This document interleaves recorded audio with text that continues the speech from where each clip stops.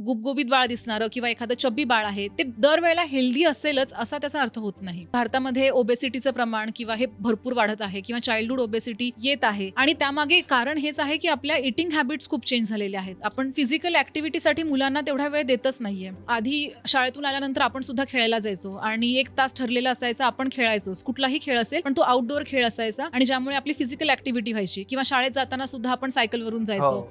आणि ह्या सगळ्यामुळे physical activity झाल्यामुळे, फिजिकल एक्झर्शन असल्यामुळे वजन सुद्धा मुलांचे आटोक्यात राहत होते. पुढच्या 2050 पर्यंत India will be the capital of obesity. आणि हे सगळं अवॉइड करण्यासाठी आपल्या हातात एकच महत्वाची गोष्ट आहे की मुलांचा आहार आणि मुलांची एक्सरसाइज, त्याच्याकडे आपण किती लक्ष देतोय. प्रोसेस्ड फूड मुलांच्या आहारामध्ये किती कमी आहे, मुलांच्या आहारामध्ये शुगर, गुळ हा किती प्रमाणात कमी जातोय किंवा जातच नाही, हे सुद्धा महत्वाचं आहे. एक फॅट सेल नावाची थेअरी आहे. म्हणजे काय, ते 0 ते 5 वर्षांमधल्या मुलांमध्ये फॅट सेल्स तयार होतात आणि तेवढ्या प्रमाणात ते अडल्ट लाईफमध्ये तयार होत नाही. म्हणजे जर जेव्हा बाळ लहान असेल त्यावेळेला आपण त्याला भरपूर प्रमाणात फॅट असलेलं जेवण दिलं किंवा प्रोसेस्ड फूड दिलं तर ह्या मुलांमध्ये भरपूर फॅट सेल्स तयार होणार आणि ते फॅट सेल्स झालेले तयार तसेच अडल्ट लाईफमध्ये कॅरी फॉरवर्ड होणार. मग आपण पण पाहतो आजूबाजूला जे काही थोडे वजनाने जास्त असलेले लोक आहेत, वजन कमी करायचा प्रयत्न करतात, 1-2 महिन्यात क्रॅश डाएट करून किंवा एक्सरसाइज करून, जिम करून वजन कमी करतात, पण त्यानंतर पुन्हा त्यांचं वजन वाढतं. का? कारण त्यांनी लहानपणामध्ये प्रोसेस्ड फूड खाल्लेलं आहे. आणि त्यामुळे